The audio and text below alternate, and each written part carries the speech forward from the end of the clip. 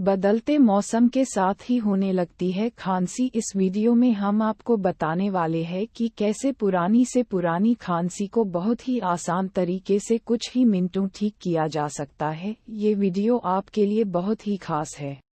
घर में आसानी से मिलने वाली चीजों से करें खांसी का उपचार। गुड़, अजवाइन, अदरक, हल्दी, लौंग, तुलसी के पत्ते, ये सब पुरानी से पुरानी खांसी के लिए काल है। जड़ से खत्म करते हैं खांसी को। इसके अलावा नेबुलाइज करें।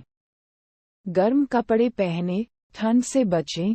मीठी तथा ठंडी चीजें खाने से बचें। डस्टी या प्रदूषित जगह जाने से बचें।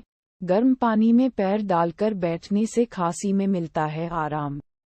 वीडियो अच्छा लगा तो शेयर करें।